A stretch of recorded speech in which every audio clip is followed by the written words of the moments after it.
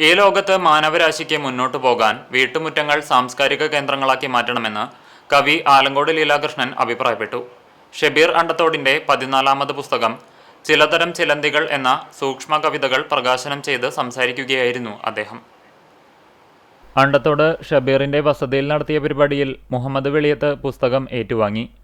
ഹക്കീം വെളിയത്ത് ഷബീറിന്റെ കാവ്യലോകം ലഘുനിരീക്ഷണം നടത്തി.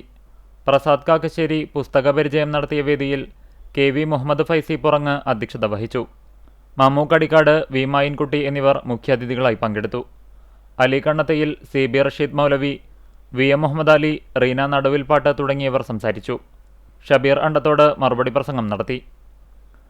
10 വർഷത്തോളം വിദേശ ജീവിതം നയിച്ചിരുന്ന ഷബീർ 2009 നാൽക്കവലയോളം ഭൂമി എന്ന ആദ്യ പുസ്തകം പുറത്തിറക്കി. തുടർന്ന് 16 വർഷം കൊണ്ട് 14 പുസ്തകങ്ങളാണ് അദ്ദേഹത്തിൻ്റെ തൂലികയിൽ നിന്ന് പിറവിയെടുത്തത്. ഇതിൽ 9 കവിതാ സമാഹാരങ്ങളും 5 പഠന പുസ്തകങ്ങളുമാണ് ഉള്ളത്. ചെറുപ്പം മുതൽ ലളിതഗാനങ്ങളും ഗസലുകളും മധുഭക്തി ഗാനങ്ങളടക്കം 1000-ൽ പരം ഗാനങ്ങൾ ഇദ്ദേഹം എഴുതിയിട്ടുണ്ട്.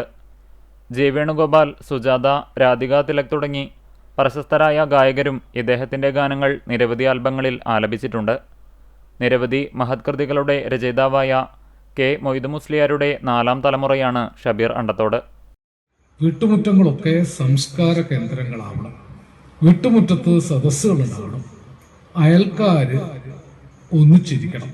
ജാതിയും മതവും വർണ്ണവും വർഗവും വ്യത്യാസമില്ലാതെ ഓരോ വീട്ടുമുറ്റത്തും അയൽപ്പക്കക്കാരൊക്കെ ഒരുമിച്ച് കൂടി കവിത എഴുതുകയോ പാട്ടുപാടുകയോ കൊച്ചു വർത്തമാനം പറയുകയോ വെറുതെ എന്തെങ്കിലും ഭക്ഷണം പങ്കുവെക്കുകയോ ഒക്കെ ചെയ്തുകൊണ്ടല്ലാതെ മാനവരാശിക്ക് ഇനി മുന്നോട്ട് പോകാൻ പറ്റില്ല.